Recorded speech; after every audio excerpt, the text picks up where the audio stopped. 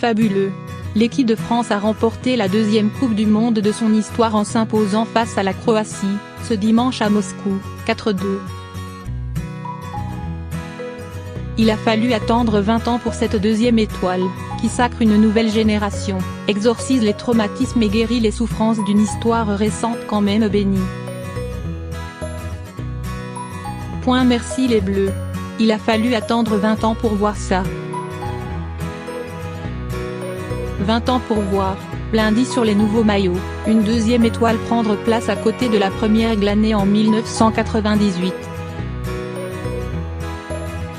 L'équipe de France a décroché la deuxième Coupe du Monde de son histoire en s'imposant face à la Croatie, ce dimanche à Moscou, 4-2.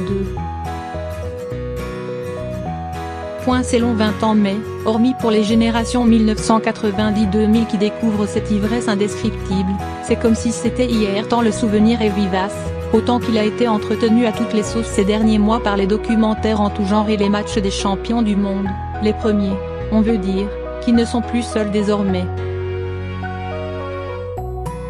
Leur influence restera implacable et le répertoire emprunté à cette époque, Gloria Gaynor, et 1, et 2, et 3-0. Prouve que 1998 restera toujours dans les cœurs. Les Bleus entrent encore dans l'éternité à une autre époque, celle des réseaux sociaux et d'une jeunesse qui n'attend plus les années pour exploser et assumer ses responsabilités. Il y a 20 ans, les Briscard, Deschamps, Desailly, Blanc, Barthez, pesaient de tous leur poids sur un groupe où les jeunes n'étaient pas si présents, Thierry Henry et David Trezeguet. Un dénominateur commun, Didier Deschamps. Aujourd'hui, c'est le plus jeune, Kylian Mbappé, qui déteste justement qu'on lui rappelle son âge, qui prend le plus la lumière même si l'idée fondatrice de ce nouveau sacre emprunte le même chemin, une équipe soudée et des talents au service du collectif. Ce dénominateur commun est le fruit d'un homme, Didier Deschamps, qui rejoint la caste très restreinte de ceux qui ont gagné la Coupe du Monde comme joueur, puis entraîneur. S'il s'en est lui-même amusé, Dédé ne peut plus convoquer la chatte même si ce sont surtout les autres qui la convoquent pour lui, pour expliquer son succès. Il est grand, très grand. Il a porté une équipe très forte sur le toit du monde en cherchant toujours à maintenir un équilibre de vie.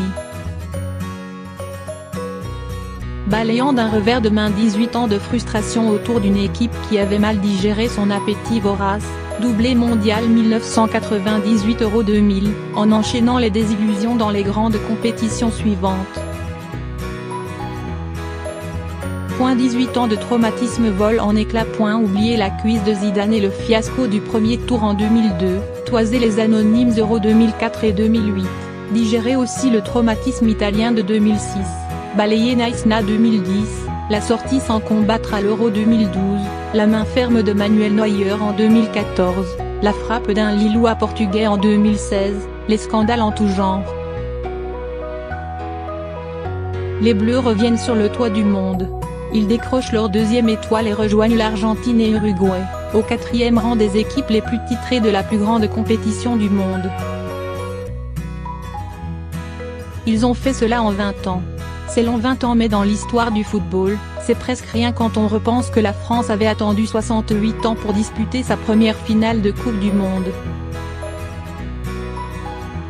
Où qu'ils soient, nos pères ou grands-pères peuvent nous jalouser. Cet été, et les 4 années et demie à venir, ce sera bon.